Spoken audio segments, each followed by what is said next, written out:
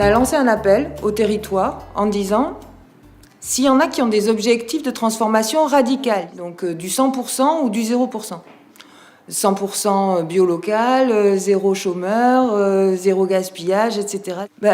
On y va, on va faire un labo mobile, on va se poser en résidence sur un territoire avec toute la population et tous les acteurs de ce territoire-là pour dire, voilà, la population, l'objectif 100% bio local, par exemple, l'alimentation bio locale sur une commune, ça veut dire quoi si on se projette? On vit comment dans mon territoire qui est à 100% bio local en 2040? On a intitulé notre projet « Un village engagé pour une alimentation 100% bio et locale, tous mobilisés ». Donc ce soir, l'idée du labo mobile, c'est d'accompagner les collectivités à faire émerger ce projet, à faire en sorte aussi que les intuitions que l'on peut avoir en tant qu'élu peuvent répondre aussi à une attente citoyenne. Et là, aujourd'hui, c'est travailler avec la population sur qu'est-ce qui compte pour eux en matière d'alimentation. Et d'être sur une logique de ce qu'on appelle la co-responsabilité. C'est-à-dire que voilà, si on veut faire ce qu'on veut faire, qui a quoi comme part pour qu'on y arrive et comment chacun fait sa part à 100%. Mais en gros, on crée un espace d'autorisation où on dit, dans cet espace d'autorisation, on est tous capables de faire quelque chose. Donc, qu'est-ce qui fait votre bien-être en matière d'alimentation ? La fraîcheur. Je suis attentif à ce qu'il y a dans mon assiette, quoi. Et d'où ça vient. Je me fournis à la map du village. Je fais attention à ce genre de choses. On sent bien aussi aujourd'hui qu'il y a une appétence autour du bien manger, de se nourrir sainement, en soutenant des producteurs locaux, avec l'envie des gens de mieux connaître les producteurs, les productions, une certaine curiosité. On crée un espace d'autorisation où on dit, dans cet espace d'autorisation, on est tous capables de faire quelque chose. Il y a plein de belles choses qui sont sorties, plein d'idées, les gens ont l'air contents. Donc j'espère que là on va voir ce qu'ils vont nous dire, mais il y a certainement plein de belles choses qui vont être proposées. Le titre de l'action, c'est la découverte des plantes utiles sur nos sentiers. Connaître et reconnaître les plantes qui ont un bienfait sur l'homme et son environnement.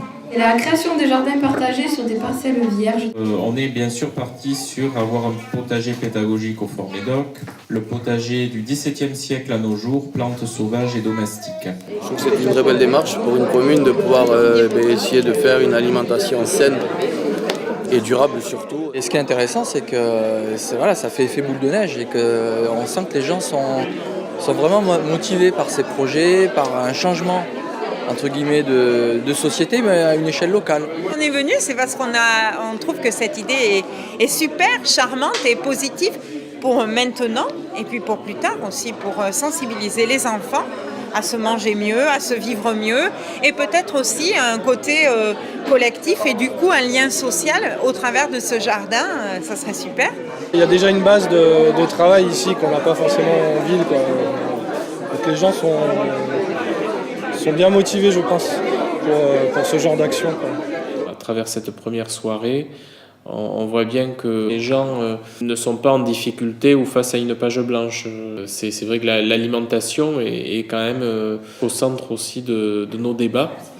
Demain, l'aventure est encore différente parce que demain, on va aller connecter tout ça au rêve, à la transformation.